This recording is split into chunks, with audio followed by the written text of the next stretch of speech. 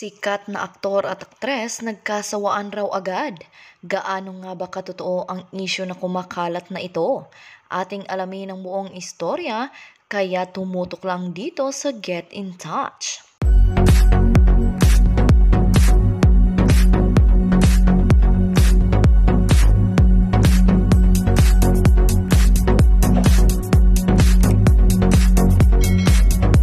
Isang linggo pa lang ang nakalilipas matapos makapanayam ni OG Diaz si Kiko Estrada sa kanyang YouTube channel para ipagsigawan ang pagmamahal niya kay Heaven Peralejo. Pero heto ang balitang hiwalay na sila.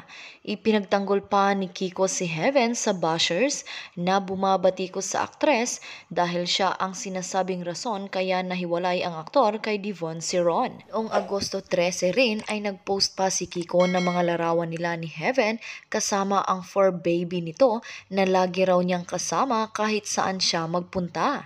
Ngunit ilang araw pa lang ang nakalilipas ay biglang inunfollow ni Kiko si Heaven at pinagbubura na rin ang mga larawan nila sa Instagram. Pero sa part ni Heaven, hindi pa niya binubura ang larawan nila ni Kiko na magkayakap na ipinost noong ding Agosto 13. Wala pang nagsasalita kina Kiko at Heaven kung ano ang real score sa kanila ngayon.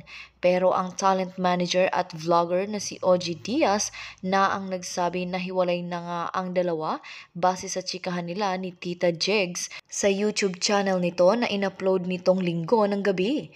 Feeling ko wala na sila. Feeling ko nag-split na sila, nag-break na sila. Kasi kapag nag-unfollow na si lalaki doon sa babae, wala na yon, ang sabi ni OG.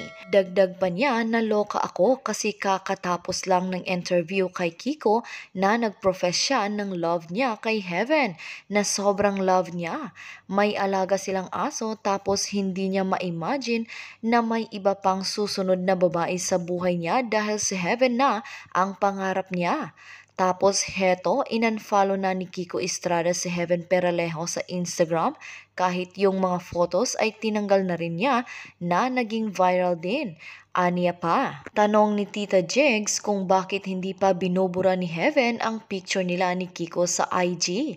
Ayon nga, mako-confirm natin na wala na sila kung si Heaven ay mag-unfollow na rin kay Kiko at mag-delete na rin siya ng photos nila ni Kiko. So yun na yun, one way of saying na wala na kami. So yung rason hindi natin alam. Pero ako may nakausap ako at sinabing wala na sila. Nag-split na sila pagkumpirma ni OG. Dagdag pa, kaya ang mga huling litrato nila, 'di ba? Yung huling litrato nila sa kotse, may ganon-ganon, magkakayakap tapos anong nangyari? Hay nako, ganyan naman talaga ang kabataan. Kumbaga, isavor mo na lang yung moment na kayong dalawa pa, na happy pa kayo at kapiling ang isa't isa. Pero darating ang panahon na hindi rin pala magiging kayo, na sa iba ka pala mapupunta parang sina Bea Alonso at Gerald Anderson. Kaya minsan dapat ipinagpapasalamat din natin ang ating nakaraan para makita natin na ang ating kasalukuyan. Dagdag pa ng talent manager. Samantala, wala pang paramdam si Heaven sa kanyang social media tungkol sa personal niyang buhay. Sa kabilang banda, parang naka-quarantine si Paulo Contes sa bahay niya nang tinawagan siya noong Sabado ng gabi, September 4. Hindi na raw siya lumalabas dahil pinaghahandaan niya ang kanyang antigen test next week bago siya i-quarantine para sa second cycle ng taping ng I Left My Heart in Sorsogon. Ganon kasi ang proseso. Ia-antigen test muna at kapag negative ang result, magsisimula na ang 10-day quarantine sa hotel. Pagkatapos ay RT-PCR test at saka sila isasalang sa lock-in taping. Doon na raw siya sa hotel mabibingi, watching sa mga paborito niyang series sa Netflix. Dead ba na lang daw muna siya sa mga balitang nakakarating at tuloy-tuloy na bashing sa kanya.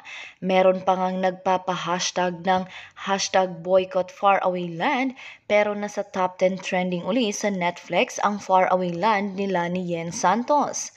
kahit ang Instagram account niya ay lalo pang nadagdagan ang followers. Susundin daw niya ang payo sa kanyang palamigin na lang muna ang isyong kinasasangkutan at saka na siya magbibigay ng pahayag.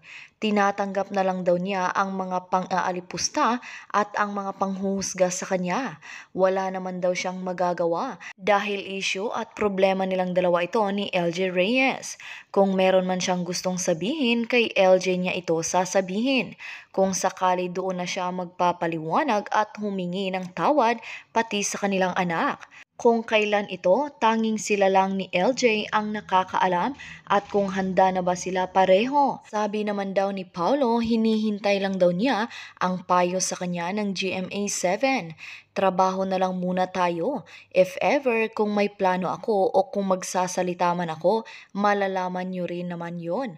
Text niya sa isang columnist. Nang tinanong siya kung namimiss ba niya si Summer, ang anak nila ni LJ na kasalukuyang nasa New York. Namimiss ko syempre. Namimiss ko lahat na kids ko. Kaagad niyang sagot. May 2 anak ding babae si Paulo sa strange wife niyang si Lian Paz. Nauuso na ngayon ang hiwalayan ng mga artista sa kabila ng banta ng virus. Napapaano na ba ang mundo ngayon? Pero well, hindi na bago ang ganitong issue sa mundo ng showbiz. At hindi naman tayo pwedeng magbigay ng aral sa kanila dahil buhay nila yan. Wala tayong karapatan na manghimasok. Ano ngayon ang inyong masasabi sa isyong ating pinag-usapan?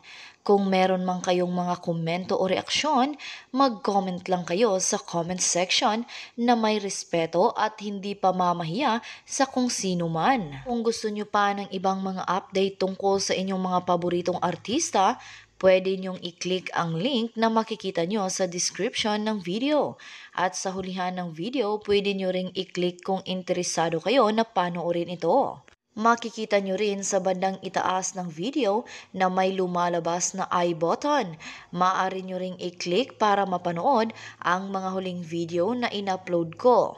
At ang pinaka-importante ay huwag po ninyong kalimutan na mag-subscribe, like, share at i-click ang bell notification para maging updated po kayo sa lahat ng mga videos na ina-upload ko sa channel na ito.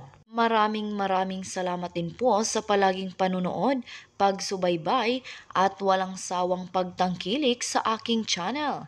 God bless you po. At sa mga hindi pa nakasubscribe, i-click nyo ang subscribe button para hindi kayo mahuli sa mga balita tungkol sa inyong mga paboritong inaabangan. Hanggang sa susunod kong upload.